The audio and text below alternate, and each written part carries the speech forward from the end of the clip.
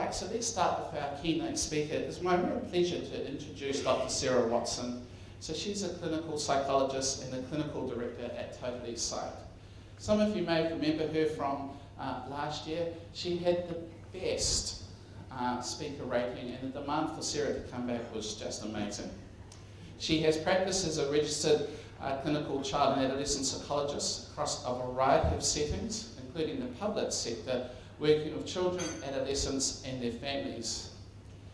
She's worked for many years in one of Auckland's child and adolescent mental health services as a clinical psychologist and a clinical lead. Prior to her doctoral clinical training and having a family of her own, Sarah also worked in London with mental health needs. She's successfully been a private based in the hub of Auckland's North Shore, Takapuna, for the last 3 years and developed her clinic privately last year. For those who have watched shows like Paul Henry and listened to News Talk ZB, you would recognise Sarah. So she's regularly used and regularly contacted by the media. She speaks at a lot of conferences, especially for GPs, teachers and even dental professionals. Sarah is particularly interested in working with anxiety disorders, neurodevelopmental disorders, coexisting medical, psychological conditions, and the like. She's also been a valuable member of our board for the last 3 or 4 years, and without her, events like this just couldn't happen. So it gives me my great pleasure to welcome Sarah and welcome you to the conference. Thank you. Hello, everybody. It's always hard when you get such an intro. It's kind of like, what do I do? Do I feel, awkward or what have you? So I'm just Sarah, and today I'm here. That's well. We all good? Okay. I'll just check that we're all going. Okay, awesome. So, some of you, are there people who came last year? Anybody who came last year? Okay, fantastic. Thanks for coming again. So I guess today what we thought we would do is, for me, go through some kind of information about ADHD for those of you who perhaps are kind of new to this. And then after that, there's a real concentration really on the emotional side, because there's been some really interesting research. Well, I think it's interesting to us, that has just come out. So that's what I'm going to be presenting for you today, okay? So if there's any specific questions, as you'll see going on throughout the day, there'll be some, each of us will probably cover different aspects about ADHD. So I guess I just wanted to start off with letting you know that I probably won't be covering everything that you're wanting to know about ADHD in that first 40 minutes, okay? So without further ado, with ADHD, kids, teens, and adults, just like everybody else, but with brains that are under control. So, exactly what is ADHD? Part of our work together in ADHD New Zealand is to destigmatise ADHD. I think, personally, that ADHD is the one diagnosis that probably gets the hardest reputation out of all of the diagnoses. Yes? Part of that, I think, is because of the myths that exist around ADHD and what it is. Often we get asked whether it's real, whether it's actually something that is a truth that we know about, or is this just an excuse for naughty kids, or for kids that aren't just doing what they're told or they're being lazy. So it's for those reasons that I'm really, really passionate about making sure that the right information goes out about ADHD. Yeah? So, what is it? What we know about it is it's a specific neurodevelopmental disorder. It's a delay that is primarily affecting one part of the brain, which is known as the frontal lobe. So how do we know this? We know this because there is tons and tons of research. So ADHD is actually one of those conditions that has more research done on it than any other. So what it tells us, as you can see here, there's my little pointer thing, we can make it work. This is an ADHD brain from the age of 7 right through to 12, and then down here is your typically developing brain. Now, how the brain develops, just roughly, if you can imagine that this is a brain, like in my head, like this, okay? This is where your neck is. how the brain develops from in utero right through up until adolescence is kind of from the inside out, and then once you get to the outside, it's from the back to the front, okay? Throughout childhood and adolescence, that outside part is still growing, yeah? What we know with the ADHD ones is that this part here grows at a slower rate than the typical brain does in the front, that first part of the brain. And that's what primarily makes the difference between ADHD and kind of neurotypical, okay? So, what will happen? About 1/3 of children with ADHD completely outgrow it by the time they're teens. Is that surprising to you? And around 1/3 of the adolescents who still have ADHD will outgrow it before adulthood. It's because it's neurodevelopmental. And around 2/3 of adolescents with ADHD will continue to be affected. Okay? And that is determined by genetics, by brain development. Yes? Often you'll be able to tell whether your child, adolescent, is likely to outgrow it or not, dependent on what you see in your family. So, we also know that there are brainwave differences in those with ADHD in the frontal lobes. As you can see here with the ADD brain, there's a lot more activity going on. Okay? Also, there are brainwave tests now that they use in the States to be able to help with diagnoses. This shows how much ADHD is a neurodevelopmental specific condition that we know according to science exists, right? So, possible causes of ADHD. I'm going to whip through these pretty quickly. So there's a high genetic loading, okay? So it's elevated in the first degree biological relatives. So approximately 25% of children with ADHD will have a first degree relative with ADHD. It doesn't mean, however, that it's automatic. I see smiles. It doesn't mean, however, that it's like automatically going to be inherited. It's not that kind of inheritance. But it does mean that there's an increased chance, okay? Also, we know that there's a neurochemical imbalance. So there's a difference in the dopamine levels. I'm not going to go into all the details about this, okay? Just so that you know. Then also, there can be some possible environmental factors. Now, sometimes it's less the genetics, and it's actually the environmental factors that are the things that produce the ADHD. For example, in utero, fetal exposure to alcohol and smoking, also some specific recreational drugs, disruption of blood oxygen flow to the fetal brain, illnesses like meningitis, things like that. They all affect that same part of the brain and that same part of development. Okay? So what areas are affected by ADHD? What we know is that it's all about that, you know what I was talking about before in terms of the development, it's that front part of the brain. So it's what we call the prefrontal cortex. Now what's not known so well is exactly what is that responsible for?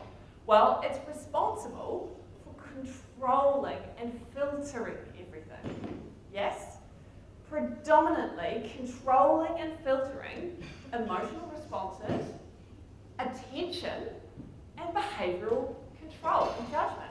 The ability to think forward about consequences and what's going to happen, look back on what's happened before and think about what's going to, how that's going to impact what's happening right now. Do you see what I mean? Is this all making sense? Good. So, what we know in the prefrontal cortex, that the delays are most pronounced there. And the lag time in terms of a neurotypical development can be as much as 5 years. So if we think about those aspects only in terms of the control centre, the emotional, behavioural, attentional control, yes, those are the areas specifically that can be delayed. It doesn't mean, however, that somebody is not intellectually able. It doesn't mean they're done. The rest of the brain is not affected, yes? So it has no relationship to intellect, other than the motor that is being used in terms of what's driving the brain and being able to manage the brain. That's the bit that's affected. But you're as bright as you would have been, irrespective. Okay? So you get bright people with ADHD, you get moderately average people with ADHD, you get disabled people with ADHD. Yeah? So, what are the areas specifically around that prefrontal cortex? So what it's also known as is executive functioning. Can you see it past me?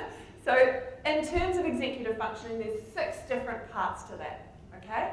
So there's the first part, which is about activation.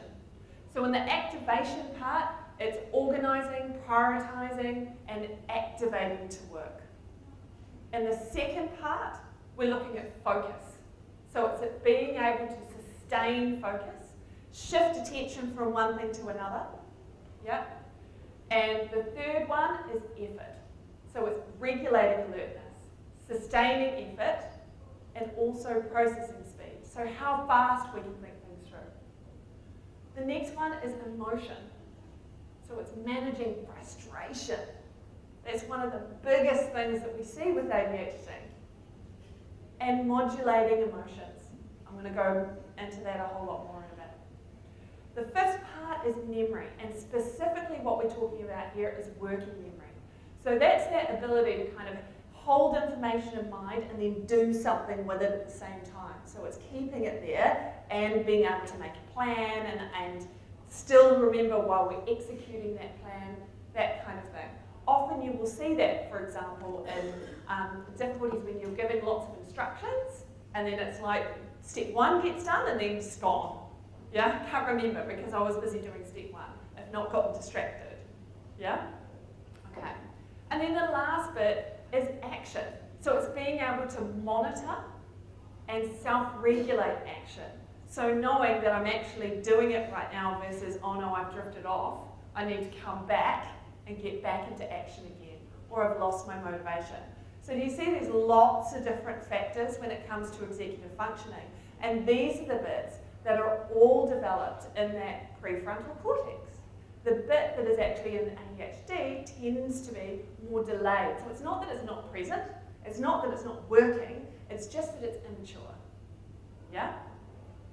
So, what is the ADHD super strength, you ask? Well, it is actually the ability to hyperfocus. Now, it's really important to be able to grab this strength and use it to their advantage and to your advantage. So what do I mean by hyperfocus?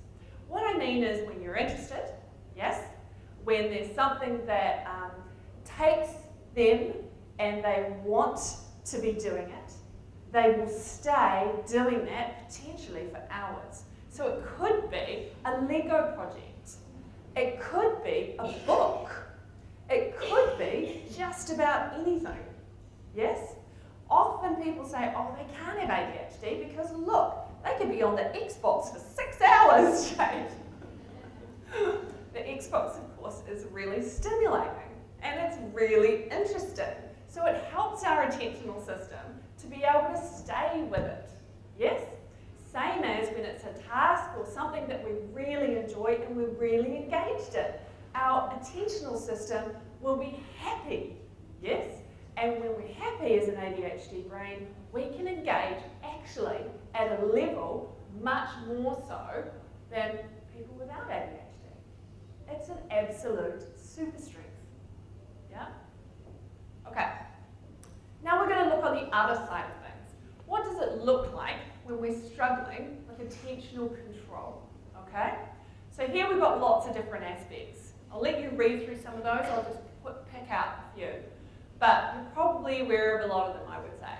Thoughts wandering off, get lost if trying to do more than one thing at a time, frequently losing things, getting distracted by visuals, by sounds. And a lot of the time when I think about that one, especially the distracted, I think, I use the example of when you might be having a conversation, for example, and then you hear something that happened, say, in the other room, and then all of a sudden you're thinking about that other thing that just happened that reminded you of that time, you know, when thingy was saying to you about what's it, and so you end up thinking about that, and then you might completely change the subject with the person you're in, saying, do you remember when, but you've actually completely cut them off without realising it, because your brain was taken somewhere else, yeah? Okay. So, not giving close attention to details. So, hyperactivity. We hear a lot about hyperactivity, right? The thing that is interesting, I think, about ADHD, and for you guys to know, is that actually the activation of the primary motor cortex, the part of the brain that's responsible for physical action, actually it develops faster in the ADHD brain. That makes sense, right? So, what happens then for children who have, and this is specifically for those who tend to have the more hyperactive type ADHD, which incidentally reduces over time. So into teenage years, usually hyperactivity will decrease. It will go from physical activity through to internal activity. So a lot of time what you'll hear, instead of lots of moving around, you might get a teenager, especially girls tend to be more chatterboxes, like talking all the time and never really stop, and it's like a big long stream of consciousness. Yes? And guys tend to be less the chatterboxes, but they might still be talking a lot, moving a lot, or switching a lot between people. Yes? Or between thoughts. Okay? So, hyperactivity, as I said, more pronounced in children. What we tend to see as the brain develops is initially more big movements. So things like running instead of walking, climbing instead of just exploring sedately, jumping instead of sitting. And then as time goes on and the brain develops, it becomes more small movements. So fidgeting, wriggling, yep, flicking. So impulsivity is the same as inhibition. So effectively, when you're impulsive, you're not stopping to think first. It's kind of like that straight thought to action. Yes? I love this Cookie Monster. There is the best YouTube videos. I don't know if you guys have seen them yet. But on it, it's about the Cookie Monster. It's the Sesame Street one. And it's talking about attentional control. If you've not seen it, if you've not shown it to your kids, you need to. Okay? So you look up Cookie Monster impulse control Cookie Monster. It's really hilarious. So on there, if we think about impulsivity, we're talking about saying something and then immediately regretting it. Yes? Blurting out answers, interrupting conversations. That's a big one. Most people find that one probably one of the most frustrating, I would say. Offering to do things without thinking about it first. Running about climbing in situations where it's inappropriate. Blurting answers before questions are completed. Having difficulty awaiting turn, and often interrupting or intruding on others. So another part that's really important to understand about ADHD is the impact that it has on the reward system. So in ADHD, the reward system is actually less sensitive to long-term rewards. Yes? Which is why a lot of people, we get a lot of people that come to us and they say, try to stick a chance. Doesn't work. Yeah? And a lot of time that's because if you're dealing with an ADHD brain, it works differently. Not less, but differently. So in order to be able to engage an ADHD brain, everything has to happen in the now. Yeah? All the rewards need to be immediate. You can't have it in a week, because that's not how the ADHD brain works best. Yeah? More on that a little bit later. Okay. So, also the other bit is, which a lot of adults experience, especially when it comes to things like new jobs, is that initially it's really easy to be excited about stuff. Or when you're starting a new year, yes, or a new subject, or something like that, you get lots of engagement, lots of attention, yes? But then as soon as it starts getting a bit more ho-hum, which happens, right? With any job, with any subject. That's when actually usually you would engage your reward system to be able to remind you of all the things that you might get out of this, why you're doing this job, you know, whether it be for the money, the satisfaction, what you're able to provide other people, yes? Or in terms of the subject, why you're doing that subject, yes? All those reasons are ones that don't usually come to mind, yeah? It's more the fact that right now it's boring, yeah? So, overall, the ADHD brain is a brain that provides less ability to control.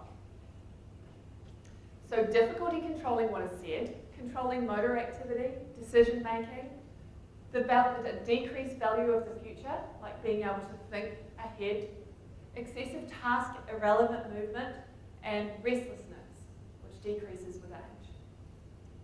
Also includes huge emotions, yes? So we've got excitable, sad and down on oneself, anxious, and angry. So what is this research?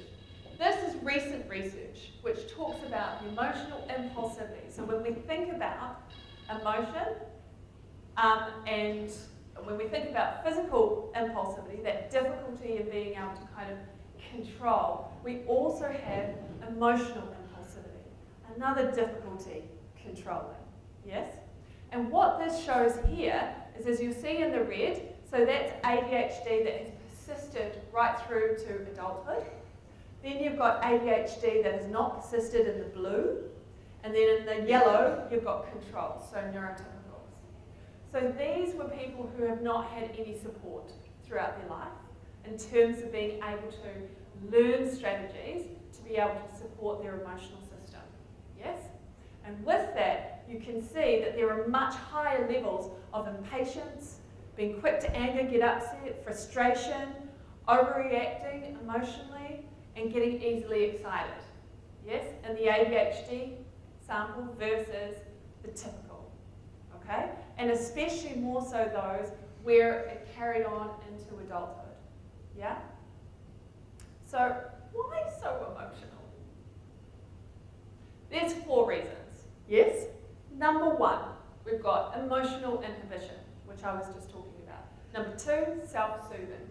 Number 3, refocusing attention. And number 4, refocusing on goals. I'll explain each of these. So number 1, emotional inhibition. So with this, as we said before, this is a difficulty in being able to control emotion. So only in times when we would otherwise need to control it. If we think about the positive emotions and the big ones that we get in ADHD, when we're talking about how loving somebody is, how caring they are, how warm, fun and enjoyable, we don't really need to control those so much because that we love, right? It's when it comes to the ones that get in the way where we want to be able to control them a little bit more, yes? So with that, it's only the ones that need to be controlled. So poor inhibition of inappropriate behaviour, so that's the difficulty in being able to suppress or stop ourselves from doing things, especially when we're emotional. It's harder with ADHD. Because if we think about going back to that kind of control centre, it's not only behavioural control, it's also emotional control. And when you've got a big emotion, it's hard to control ourselves anyway, let alone if it's more difficult for you. Do you get what I mean? Okay. So, the more impulsive you are, the more emotionally impulsive you're also likely to be. So this again is some new, some new information that has just come out, linking the physical impulsivity, yes, like the blurting and behavioural impulsivity, with emotional impulsivity, okay? So with that, if you or your child is really is really impulsive, like tends to blurt things out, then they're more likely to also be quite emotionally impulsive. And we now know that from the research. Okay? So, the other area that's impacted is self-soothing. So with ADHD, when we think about that emotional control, what's the difference between kind of that typical brain versus the ADHD brain? The ADHD brain it's actually more difficult to be able to self-soothe. So the emotions are felt and experienced exactly the same way as it is for a neurotypical anybody, yes? But what we've found now we know is that the ability to be able to soothe those is not as advanced. So where somebody else might be able to just automatically, without thinking, do the right kinds of things to be able to talk to ourselves, to calm ourselves down, to think about the consequences in this moment, and is this a really good idea? To be able to and move away, to be able to walk away. Do all those things that can automatically happen when we're trying to manage our emotions. With ADHD, those abilities are not as developed and can be, along with the other things, 2 to 3, sometimes to 5 years behind. Yes? In the same way as the other parts are. So with that, doesn't that explain it, in a lot of ways, why it can be so hard to be able to calm down, and why it's actually not appropriate to expect an ADHD child just to get over it, just to shh. Do you know what I mean? It's actually really, really hard. Yeah? So there's some really complex explanations for that. So part of what happens when we get emotional is that we have a particular part of our bodies that is activated. Have you all heard of that fight-flight response? Yeah. So that part is activated when we've got high emotion, right? The part of the brain, which is known as the parasympathetic nervous system, that helps us to self-soothe, is actually now demonstrably being shown in research to be smaller in those with ADHD. Yeah? Which is why it's harder to self-soothe, because we rely on that to be able to support us to calm down. Yes? So I'm going to go a little bit later into the kind of techniques that we need to use to be able to settle, okay? So, the third one is refocusing attention. So this is another reason why emotional control is difficult in ADHD. So, when an emotion is huge, it's actually more difficult to shift away from the emotion. That happens with all of us. If you think about like the last time that you were really angry, yeah, for example, it's hard to let it go. It's hard to calm yourself down. If you have an ADHD brain that is more difficult to self-soothe and that doesn't all come just automatically, it's even harder. Yes? Plus also, you have, can you see that? No, can't even see that. Okay. Plus also, you have a brain that finds it difficult to be able to focus on the goals. What I mean by that is, so you've got difficulty being able to shift away from an emotion, yes, because that part isn't as developed yet, but then you've also got the whole, when we focus on our goals, for example, if we're angry at our partners, let's say for something, then often when we're angry, what we can do is we can calm ourselves down, potentially, by being able to think through, is this worth it? Do I really want to get into this right now? Should I just leave it? Or, do you know what I mean? There's a lot of thinking that can go on in the background. You're also thinking about what impact will this have on my relationship? Possibly depends on how angry you are, of course. And then also thinking about what's going to happen going forward. Like there's a lot of thinking that happens in your mind at that time.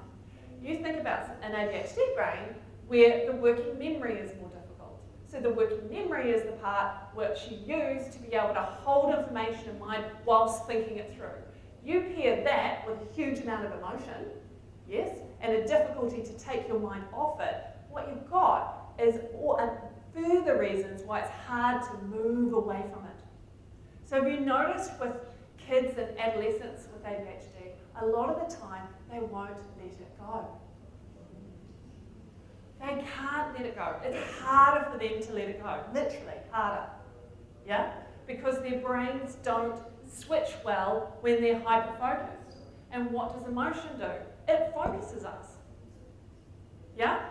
It's hard and much harder to move away from a feeling, yes, than it is to stay with it. Yeah? Who's ever felt really low before? Like seriously low? Yeah, when you're seriously low, it's like feels next to impossible to shift out of that. Yeah? It's hard. The same as when you're in a rage state. It's really hard. Yes? Often, when we think about ADHD, we could go like we've got neurotypical levels and then we've got ADHD levels. So in a neurotypical, which would be an extreme amount of emotion, with ADHD you can almost go, okay, I'm struggling at the same level, you know, an ADHD person, as what a neurotypical would if it was like 10 times that amount. Yeah? Which is often why it feels like it's much, much stronger, the emotion. Oh boy. Which is also why there is often a really big connection between ADHD and ODD, oppositional defiant disorder. Yeah? So, oppositional defiant disorder, if we think about it, a lot of the time, you know, we see young people who have developed oppositionality and defiance in the face of big emotions and lots of negative messages. Yes? So, not paying attention, why aren't you doing that? Come on, get on with it. Lots of people who, even though really honestly trying to do the right things at school and at home, have misunderstood them. Yes? So it's natural to be defensive when you can't do something that you're being asked to do. It's natural to get angry about that. Yes? And it's harder to be able to soothe it. So you see, it kind of makes sense. Yes? So, high emotional dysregulation in ADHD, this is if it's unsupported, okay? There's no support being provided. Predicts later, it's the thing that predicts later depression and anxiety. It's not the level of impulsivity, behaviourally, it's not the level of attentional control or how distractible they are, it's actually this. It's the emotional side of things that predicts later depression and anxiety in adults. It's also the factor, a lot of the time, that causes the rejection from other kids. Yeah, it's the big emotions, it's the getting annoyed all the time, it's the being frustrated. Other kids don't like it, you know? The wandering off, it isn't really that big a problem a lot of the time. Yeah. It also increases the likelihood for arguing in marriages and relationships, causes greater parenting stress, like where parents have ADHD as well as kids. You've got multiple people potentially who are also struggling to be able to manage and self-soothe. Yeah. Also, it's the thing that leads to road rage. There's a higher incidence in ADHD adults of road rage and DUIs. And the number of job dismissals. So, but it's important to note that ADHD in terms of emotional control is not the same as depression, okay? With depression, what we're talking about, and mood disorders, so anxiety as well, primarily just those, what we're talking about there is that it's actually, you know how I talked about the brain and about it kind of being a little bit like this? With ADHD, it's top down. So it's about the lack of control, that difficulty soothing. But with depression and anxiety by itself, that's a different level of intensity. Yes? So they're quite capable of soothing at the same amount as any other brain, but the amount that is experienced is much more. Okay? Of course, sometimes some people may experience both. Okay, so this is what you're probably all here for. What can help? Okay, so as I said before, number one is immediate rewards. Okay? Giving something at the end of the day, giving something at the end of the week is not likely to be helpful. It's not likely to work. The other bit is you know how I said about the reward system being impacted? It's super important that the rewards are what they would want, not what we think they would want, right? One that we use a lot of the time are things like, because everybody seems to love screen time at the moment, right? Is vouchers for screen time. So you put a certain amount limit per day that they're allowed to get, and then within that, they need to earn it by learning strategies. Okay? And you tend to do just one at a time. You can also do this in a classroom. So if there's a particular behaviour or emotional experience that you want them to be able to manage better, you can reward using the strategy. Okay? So, number one, so this is another one, is help teach your child, or adolescents especially, with children it can be a little bit more tricky, to notice what they're feeling. What we know about the attentional system is that if we ask, what are you feeling right now, even though we know what they're feeling, we're pretty clear that it's either upset or they could be feeling angry, is that it helps us calm down. We actually have to stop and think, what am I feeling? Yes? So it gives your first level of control just the labelling it part. Okay? And then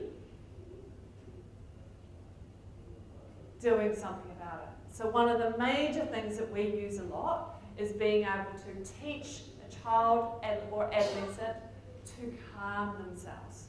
You know how I talked before, ages ago, about the fight or flight instinct? And there's two parts of our nervous systems that are impacted. One of them, the parasympathetic nervous system, is the one that's responsible for us being able to calm ourselves.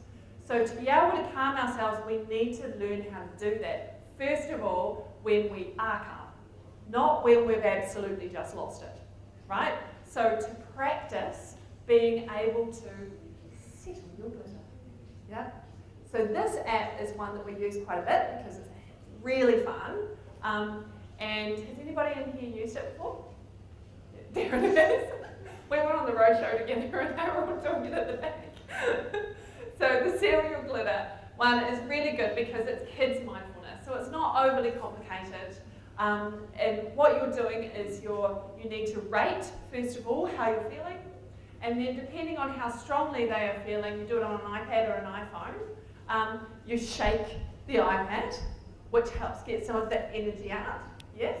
And then that shakes the glitter in this ball here. And then what you do with this cute little pufferfish is that you breathe in as the pufferfish gets bigger, and then breathe out as the pufferfish goes down. And then all you have to concentrate on is the glitter as it settles. Yep, and once it's settled, you're done. Okay? What you're doing is you're actually training your parasympathetic nervous system to kick in at that time. So to be able to self-soothe, yes? And you're telling them, you're training them to stop and do something about it. Not just go with it, yes? But you have to have practiced this beforehand, yeah? It's virtually impossible to use in the moment if they've never used it before. Can you imagine? They're really like, yeah, it's a nightmare. Yeah. So you need to practice it. So it's a really good thing to do if they have trouble going to sleep at night. Yes? So to help settle them to sleep, because you're doing nice, long, slow breaths, you can reset the glitter so that it's going over and over more than one time. You don't just do it once. If they're not calm and settled, you can do it again. Okay? The other thing is to teach them to pep talk themselves. So one of the things that we know, you know how before I was saying about hyperactivity and how you kind of have the hyperactivity outside that over time goes inside. Well, for some that are less hyperactive on the outside, they might be more hyperactive on the inside.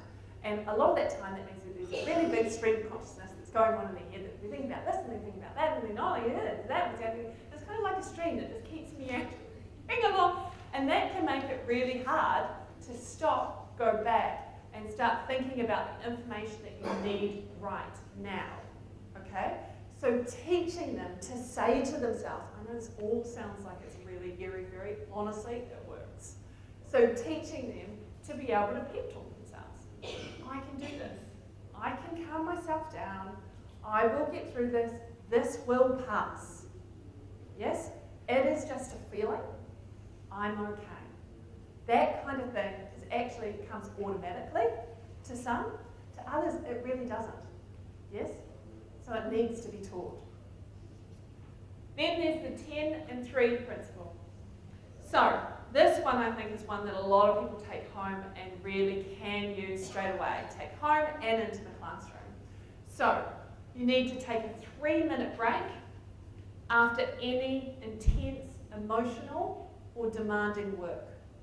So if we think about the classroom and we're asking an ADHDer to do something that we know is going to frustrate the pants off them, yeah? Then we can't expect them to be able to stay on that for very long because it's both emotionally difficult, yes, it's not using the reward system, it's going to end up probably escalating them emotionally. So it needs to be chunked, yeah? So that you actually do a little bit of that and then you do something else. Come back to do a little bit of that and then do something else. If you provide a whole series, like a whole worksheet to do all in one go that you know will be frustrating and has been frustrating before, you're setting them up to fail because it's going to be really hard. Yeah? So, the 10 and 3. So 3 minutes of relaxation. What you can do is, if they're really good, is send them off, like often we have like body breaks and brain breaks. A brain, are you aware of those? Brain breaks and body breaks? Have you heard of those before? No. Okay, so a body break is effectively when you're giving your body a break. So you go off and take a message if you're at school, yes? Or obviously the teacher needs to give you a message today. Or you go and get a glass of water somewhere, like get up, move off to the other side of the room. Suggest that they go get themselves a drink of water, yes? So it's a body break. You do that when you see lots of fidgeting, wriggling. You can tell that it's getting really hard to contain. So give them a body break, yes, every 10 minutes. Or a brain break is being able to have a break from what you're doing. So it's not necessarily about the body, it's actually about being able to alternate so that the frustration isn't getting to the point where you're not going to be able to come back and soothe it, yes? But actually do something else and then come back. So it might be, for example, cleaning your room for a really short period of time, maybe 10 minutes, and then go outside and jump on the tramp, like 10 times, do 3 flips, and then come back and we'll do the next little bit in your room, yes? And chunking it so that they know that it's kind of like, now we're going to do, this corner of the room, then we're going to do the toys, that kind of thing. So it all seems really achievable, okay? Especially because tidying is probably boring. Yeah. So teens, also helping them visualize and talk about future goals before and during emotional tasks. Why are they doing this? Get them to tell you that, yes? Why are you doing this? Why are you studying for this exam right now, which is what a lot of the teens are doing, right? Why are you needing to know this? It's going to be about their future. Getting them to repeat that back, yes? Because a lot of the time when you've got that stream of consciousness kind of thinking, you're not necessarily going there, yes, unless you're directed, okay? The other thing is routine physical exercise. Like I said, around body breaks, routine physical exercise is great for all mood disorders and ADHD. It helps provide clarity. And the other bit is also because what they've found is that increased glucose can help with self-control, yes? Which is what is produced when you are doing physical exercise. Okay, the other thing is to divert attention. With toddlers, little toddlers, when they're doing something and they're not supposed to do, or they're about to have a meltdown, you'll go, oh, hey, look at that. Yes? What you're doing is you're using the ability of our attentional system to move off something so that the upset actually decreases. Yes? So you need to teach them to do that for themselves. So that comes automatically in some, but when you have difficulty being able to switch your attention, that's harder. Yeah? So what you need to do is learn to divert your attention. So if you're getting frustrated and annoyed with somebody, you need to use your eyes, which are a way of paying attention, and look somewhere else and engage with something else so that you can calm down. Yes? Okay. The other thing there is also you can visualize calming places or people. Another thing also is cognitive behavioural therapy for ADHD. So this is the process, and usually that's on a sessional basis, and that's the process of learning how to label different emotions, do that kind of pep talk to yourself, and then knowing how and when to divert attention. Usually you would need to do that with a CBT therapist or a psychologist, or somebody who is trained in CBT. Often the fact that you're going for weekly or fortnightly sessions is useful because it helps with the motivating factor and to keep them engaged. Yep. Okay, so no matter what, we need to teach to repair. Okay, so what I mean by this is, especially that impulsivity where you might say something or they might say something that they didn't really mean and they didn't really think about it, yes, or became really upset and didn't really intend to become that upset. A lot of the time, we will forgive. The human body is actually designed to forgive. But in order to do that, we need to have closure. So what that means is, we need somebody to come back to us and say, I'm sorry for doing that, in a way that they actually mean it. Yes? So that means eye contact. That means genuineness. And then also doing something to repair. So that's what I mean by repair. It's not just a sorry. Yeah, that won't do it. It doesn't provide closure. Okay. So, and the earlier any technique is employed, the more likely it is to work. So obviously if you're waiting until somebody is really out of control emotionally, then it makes it virtually impossible to be able to use. So as soon as you notice the emotional increase, that's when you need to do it, okay?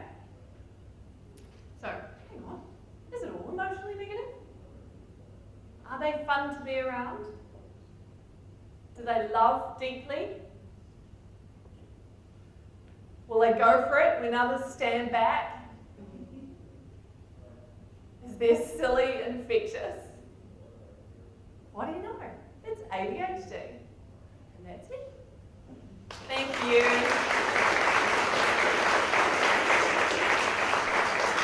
Hello.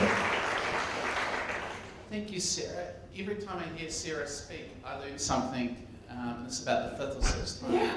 I can confirm Settle Your Glitter is really a worthwhile app to download. It really works. I tried it with my wife, not so successful. So good luck. All right, it's break time, but before we head for a break, I'm not sure if you know, but if you remember, you can also do a 6-week course called Every Day of ADHD. This is $100 for 6 weeks, $175 for you and your partner. It's an excellent course. Also, we offer a course every day with ADHD for schools, which is when we go in and train some of the teachers. Okay, so there's a quick plug. Okay, go have a coffee, go talk to each other. Where would they find out about that? Front desk. Front desk. So we're taking names. Out by the lifts? Out by the lifts, because we're taking names to start planning the courses for next year. Coffee, something to eat, check you haven't lost any children, we're only down 2 so far, and check out the expos. See you at 11:15. Thanks Cheers. everyone.